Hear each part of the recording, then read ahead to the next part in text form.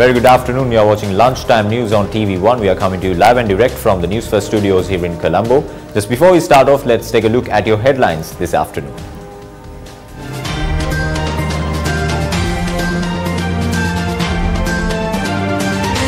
Indictments against 7 defendants, including former Defence Secretary Gotabaya Rajapaksa, read out before the Special High Court.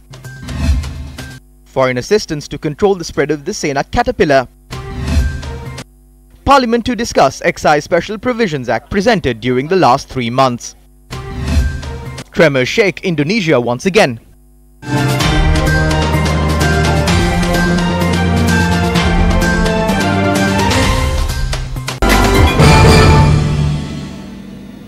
In your lead story this afternoon, Excise Special Provisions Act presented during the past 3 months is due to be debated in Parliament today. According to our parliamentary correspondent, a large number of gazettes are also due to be tabled in Parliament today. A majority of these gazette notifications are on the tax amendments on food, beverages and vehicles. Meanwhile, the Committee on Public Enterprise or COPE will convene at 2:30 this afternoon. Stay tuned with News First for the latest updates on the parliamentary proceedings.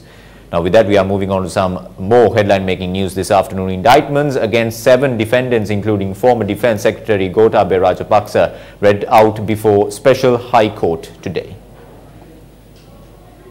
Former Defence Secretary Gotabaya Rajapaksa arrived at the Permanent High Court trial at Bar this morning. The case filed against former Defence Secretary Gotabaya Rajapaksa and 6 others over alleged misappropriation of 33.9 million rupees in public funds for the construction of the D.A. Rajapaksa Memorial and Museum was taken up today.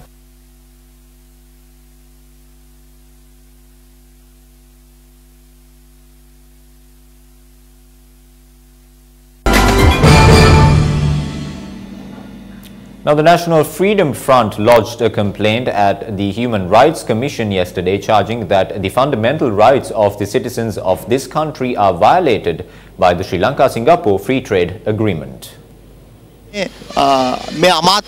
This ministry belongs to Malik Samaravikrama. Secretary to the ministry, Chandani, has signed the agreement while without considering about the betterment of the country and while acting on behalf of Singapore. While politicians have agreed to disagreements which are unfavorable for the country, these state sector employees have also done the same.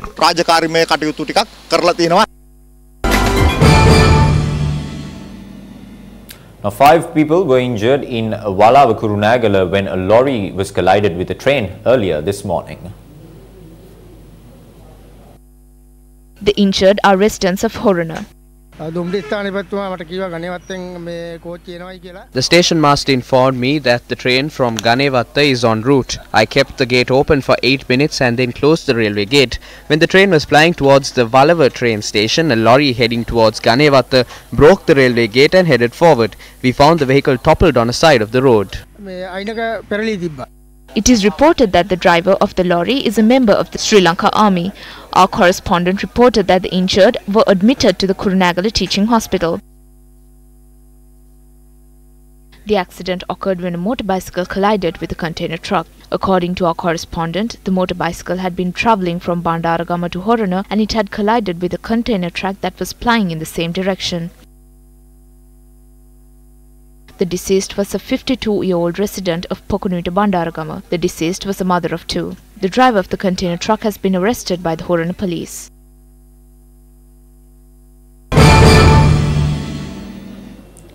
Now, we are now taking a look at the latest updates of your headline-making news, which was the Sena caterpillar crisis.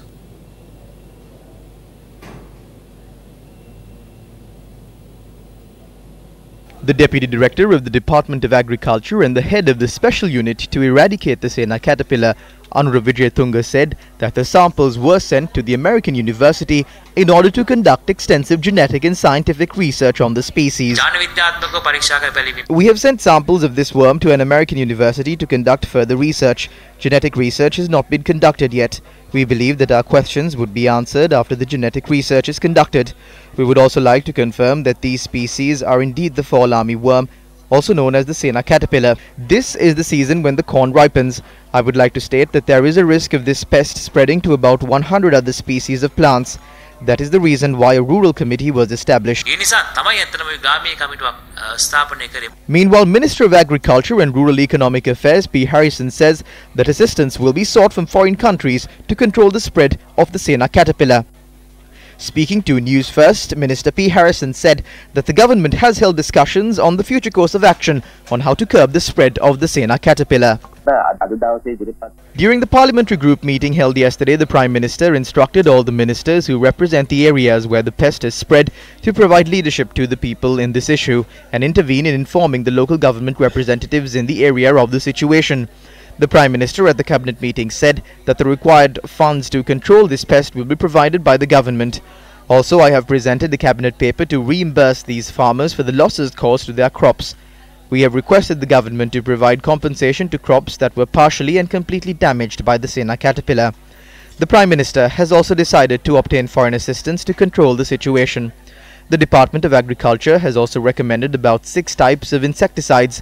I must extend a special word of gratitude to Sirasa for the activities carried out by them to curb the spread of the Sena caterpillar. Meanwhile, farmers say that the Sena caterpillar has also infected corn and cowpea cultivations in Hatam Mahaliala. Farmers in the area say that the Sena caterpillar has just begun to spread in the area and for immediate steps to be taken to prevent any further damage. The farmers added that to date, no officials have instructed them on steps that should be taken to control the spread of this pest. Now, promotional activities of the Sports First Alliance 2018 Platinum Awards got underway for the 7th consecutive day at the Wembadi Girls' School in Jaffna today.